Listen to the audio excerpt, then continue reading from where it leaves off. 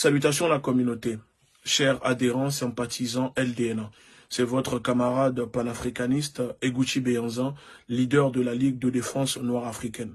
Je souhaite interpeller très rapidement l'opinion publique nationale et internationale de ce drame qui vient de se dérouler il y a à peine 24 heures dans la ville de Saint-Étienne. La communauté noire de France, et plus précisément la communauté noire de Saint-Étienne, est en deuil.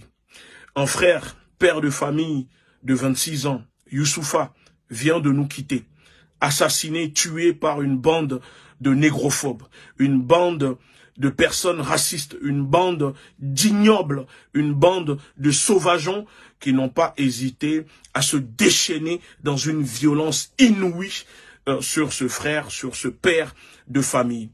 Youssoufa revenait de son sport, de son jogging, parce qu'il aimait faire du sport, faire la musculation et la boxe.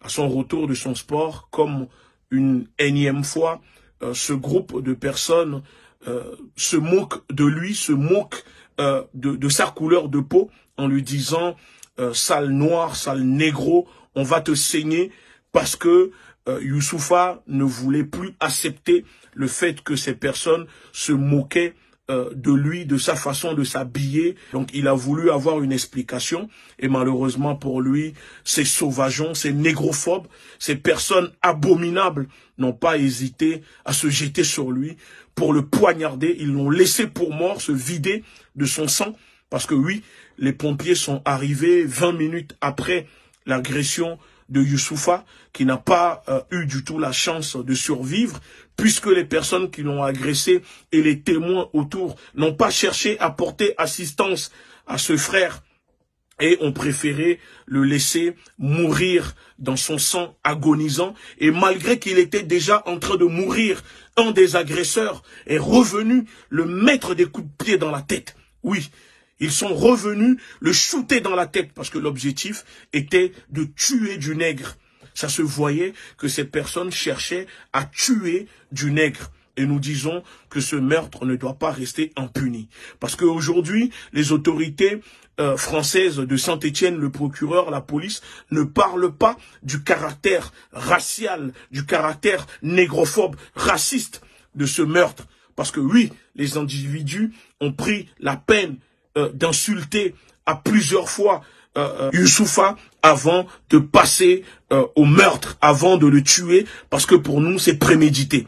C'est prémédité et donc il ne faut pas que les autorités françaises cherchent encore une fois à occulter ce côté-là de ce meurtre, parce que nous savons que les autorités françaises sont complices de cette négrophobie, de la haine anti-noire qui monte en France, de cette ambiance de négrophobie qui monte en France parce que l'État français ne veut pas assumer ce que en France il y a du racisme, de la haine anti-noire. Alors puisque les médias ne parlent pas ou ne veulent pas diffuser cela, à nous de faire le travail à la place de ces médias. Et c'est pour ça que nous vous invitons, s'il vous plaît, à diffuser au maximum cette vidéo pour que le monde entier soit au courant que Youssoufa, père de famille d'une petite fille de 3 mois, vient de se faire assassiner, tuer, poignarder par une bande de criminels, une bande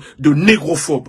Sur le groupe de personnes qui ont commis ce acte abominable, 3 personnes sont arrêtées. 3 autres sont en fuite. Alors, nous demandons aux personnes, toute personne ayant des informations, n'hésitez pas à nous contacter ou les diffuser à la police. La femme de Youssoufa est aujourd'hui toute seule avec sa fille et veut vraiment que justice soit faite, demande que les auteurs responsables de la mort de son mari soient interpellés et condamnés par la justice.